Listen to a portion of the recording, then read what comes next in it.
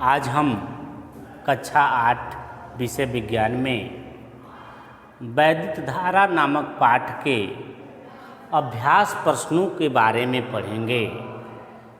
किताब आप लोगों के पास होगा। अब हम लोग किताब में देखेंगे कि अभ्यास प्रश्न में पहला प्रश्न क्या है। तो अगर आप किताब में देखेंगे तो उसमें लिखा है, निम्नलिखित में सही विकल्प चुनकर अपनी अभ्यास पुस्तिका में लिखिए। यानी यह जो प्रश्न है पहला, इसमें आपको सही विकल्प चुनना है। और पहले प्रश्न में क प्रश्न जो दिया है क, वह है अमीटर द्वारा मापा जाता है। अमीटर द्वारा मापा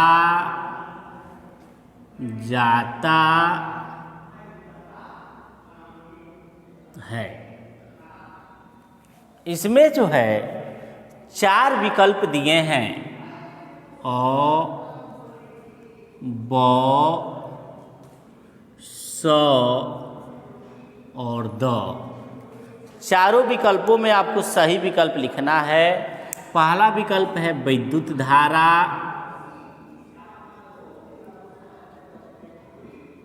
दूसरा जो विकल्प है विभवांतर,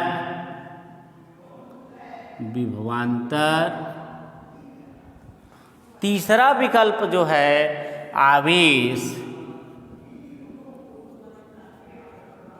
और चौथा है विद्युत ऊर्जा।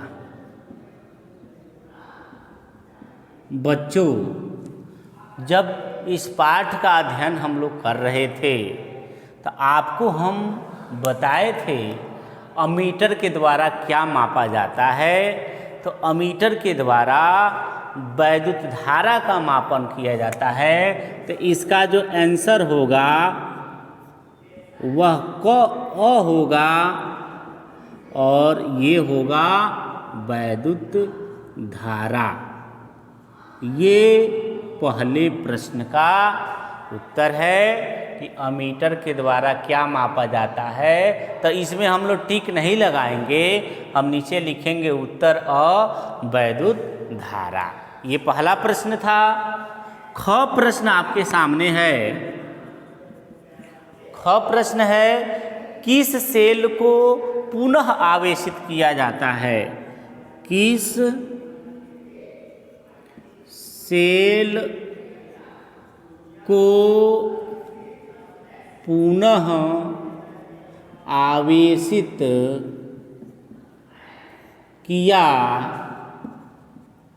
जाता है। इसका भी ऐसे आप अ, ब, स, द विकल्प लिखेंगे और इसका उत्तर भी लिखेंगे हम लोग। अब अ में क्या दिया है, शुष्क सेल, ब में दिया है डैनियल सेल,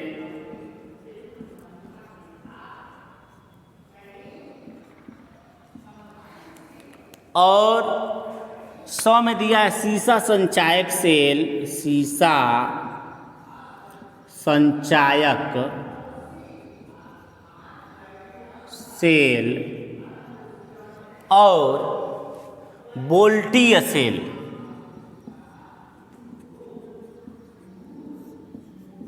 तो जब इस पाठ को हम लोग पढ़ रहे थे तो हम आपको सेलों के बारे में बताए थे। सेल 2 प्रकार के होते हैं, प्राथमिक सेल और द्वितीयक सेल। प्राथमिक सेल चार्जेबल नहीं होता है और द्वितीयक सेल चार्जेबल होता है। और द्वितीयक सेल का ही उदाहरण है सीसा संचायक सेल।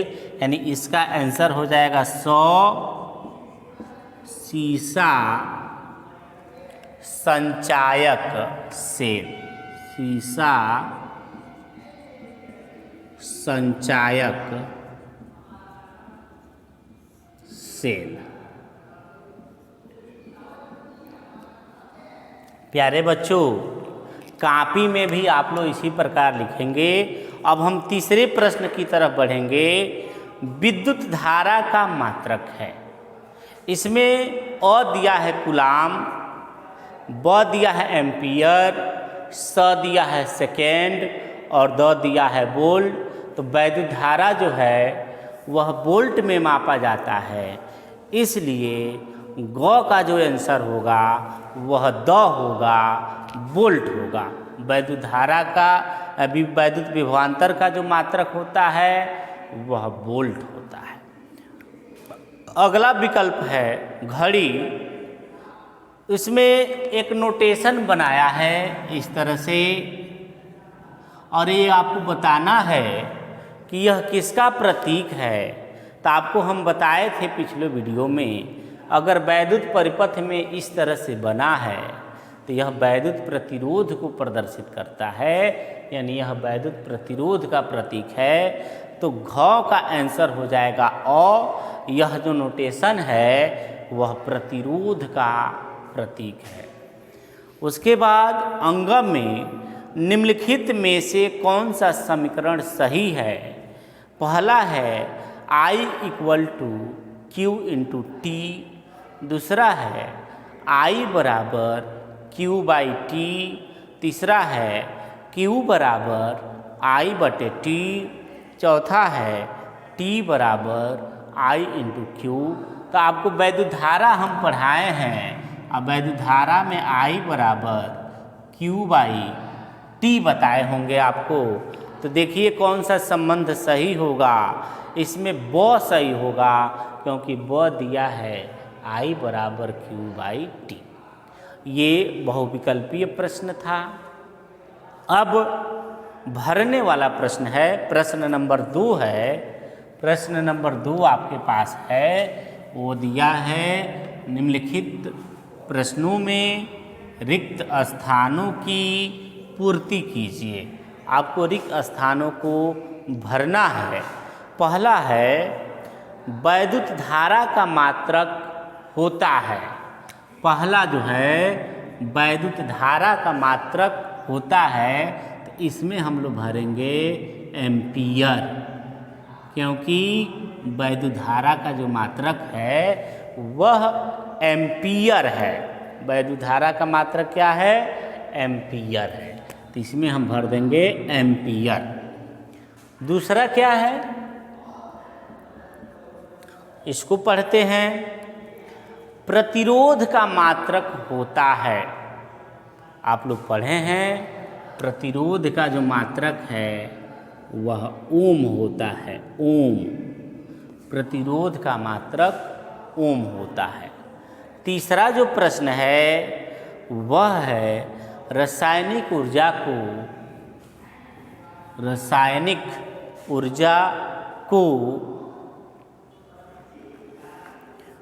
द्वारा, खाली स्थान है, रासायनिक ऊर्जा को खाली स्थान द्वारा विद्युत ऊर्जा में परिवर्तित किया जाता है। तो इसमें हम लोग भर देंगे सेल। सेल एक ऐसी युक्ति है जो रासायनिक ऊर्जा को विद्युत ऊर्जा में परिवर्तित करती है। उसके बाद ये तीसरा था गमला वाला ग। घड़ी है, लकड़ी पदार्थ होता है।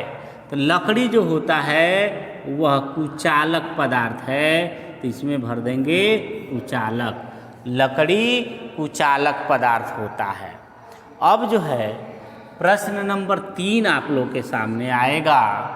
किताब से आप देखेंगे, निम्नलिखित वाक्यों में सही कथन पर सही का तथा गलत कथन पर गलत का चिन्ह लगाएं।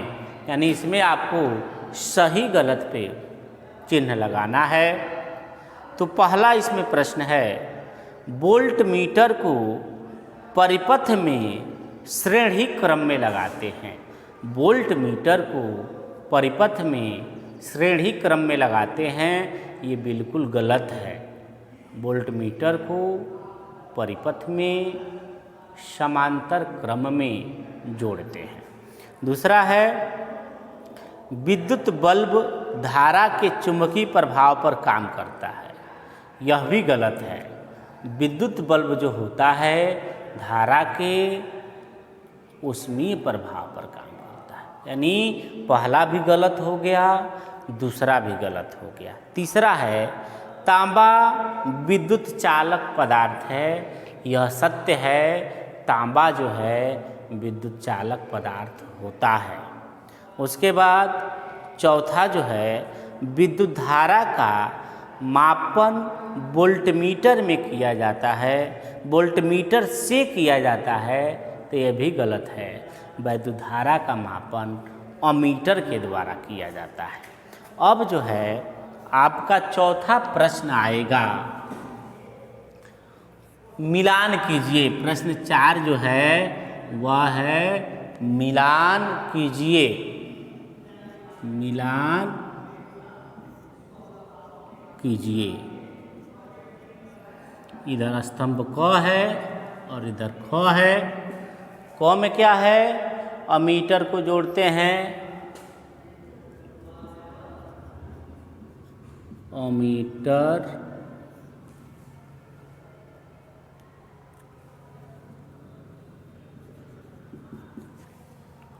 अमीटर को जोड़ते हैं।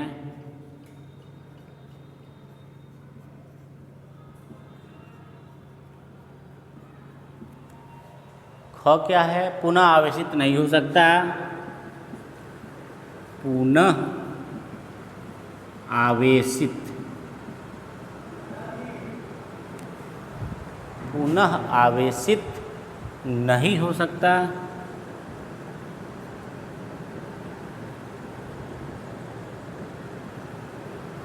और ग जो है वोल्ट मीटर से नापते हैं, वोल्ट मीटर से मापते हैं कि नापते हैं, नापते हैं। और चौथा जो है वह है प्रतिरोध,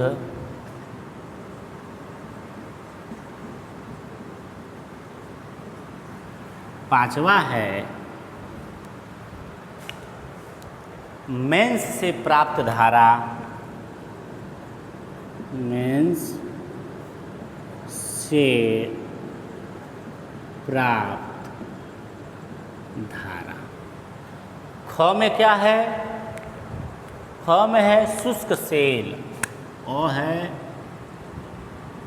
शुष्क सेल, शुष्क सेल। ब है विभवांतर,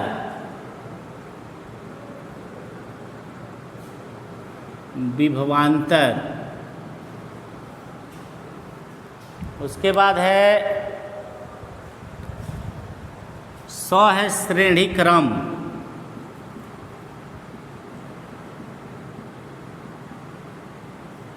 उसके बाद द है प्रत्यावर्ती,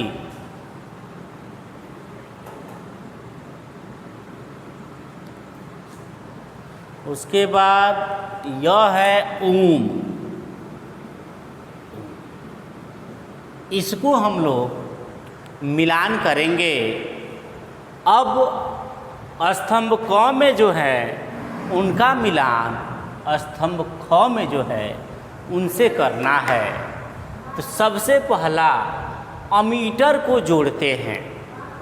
इस पाठ को बताते समय हम आपको बताए थे कि अमीटर को किसी परिपथ में श्रेणी क्रम में जोड़ते हैं। तो अमीटर को हम जोड़ देंगे किससे, श्रेणी क्रम से। ये हो गया, अमीटर को किससे जोड़ देंगे, श्रेणी क्रम में। लेकिन लिखने का तरीका आपको जो है, इसका आंसर जब लिखेंगे तो आप अमीटर को जोड़ते हैं, इसके सामने श्रेणी क्रम लिखेंगे। यानी ये प्रश्न है और इसका आंसर अगर लिखना है का मीटर को जोड़ते हैं श्रेणी क्रम में। पुनः आवेशित नहीं हो सकता। हम आपको बताए थे किस सेल को पुनः आवेशित नहीं किया जा सकता, तो शुष्क सेल को पुनः आवेशित नहीं कर सकते, यानी शुष्क सेल पुनः आवेशित नहीं हो सकता। वोल्ट मीटर से नापते हैं।